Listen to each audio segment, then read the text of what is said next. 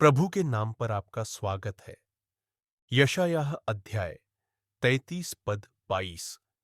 क्योंकि प्रभु हमारा न्यायी है, प्रभु हमारा कानून बनाने वाला है, प्रभु हमारा राजा है, वही हमारा उद्धार करेगा।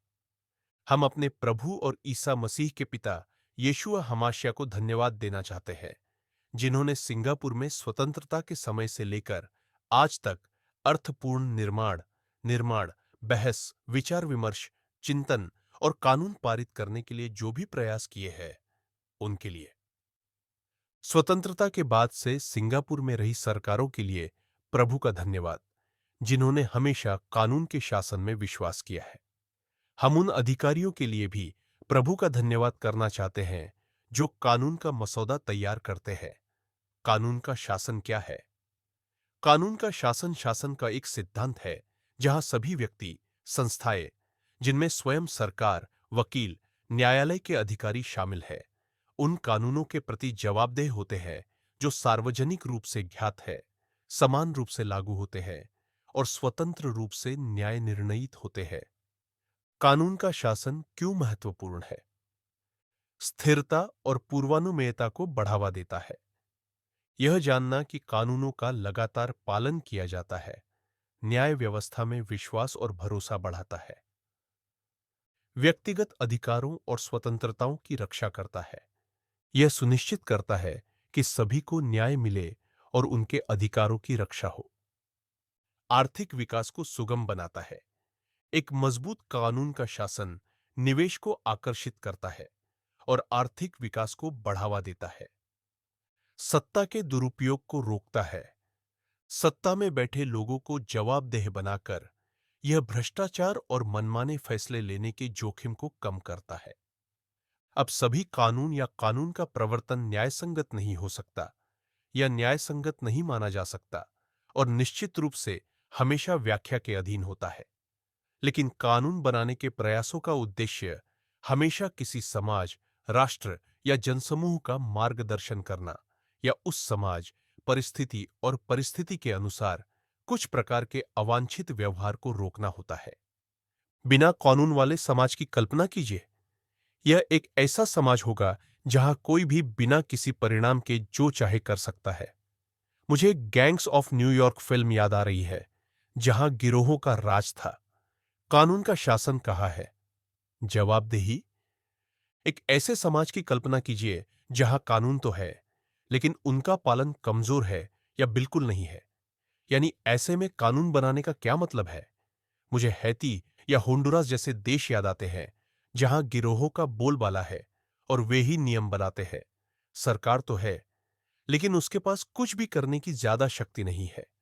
या मेक्सिको, जहां सिनालोआ ड्रग कार्टेल बहुत कुछ नियंत्रित करता है और लोगों के रोजमर्रा के जीवन पर इतना गहरा प्रभाव डालता है।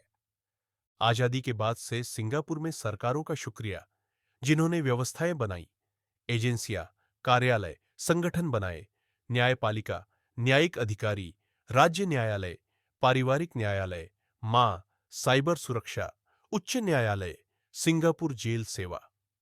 एक कानून का पालन करने वाली संस्कृति और कानून के प्रति सम्मान और आज्ञाकारिता को बढ़ावा देने वाली संस्कृति बनाने के लिए मुझे सिंगापुर के अतीत की साधारण बातें याद आती है, जैसे कूड़ा न फैलाना, थूकना नहीं, शराब न पीना, तोड़फोड़। आज हम उपरोक्त कुछ बातों का क्षरण देख रहे हैं, जैसे कानून के प्रति सम्मान और कुछ अन्य, क्योंकि आपराधिक व्यवहार अभी भी व्याप्त है। नशीली दवाओं से संबंधित अपराध भी, लाखों की संख्या में इंटरनेट घोटाले, वित्तीय अपराध, नस्लवाद की वापसी और एक बार फिर सरकार और अन्य एजेंसियों और निकायों को इन नए मुद्दों से निपटना होगा, क्योंकि समाज विकसित हुआ है और हम इन सभी प्रयासों के लिए प्रभु का धन्यवाद करते हैं। लेकिन ये अधिकारी केवल इतना ही कर सकते हैं। अंततः मेरा मानना है कि हम तीन बातों पर भरोसा कर सकते हैं। एक, प्रभु ही व्यवस्था देने वाले हैं। यशायाह अध्याय 33 पद 2। प्रभु ही सर्वोच्च न्यायाधीश है, व्यवस्था देने वाले।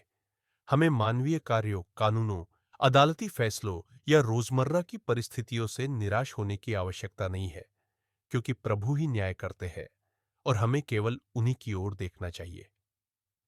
दूसरा अनुग्रह और सत्य यूहन्ना अध्याय 1 पद 17।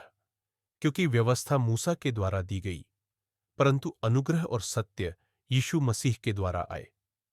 तीसरा हृदय इब्रानियों अध्याय 8 पद 10।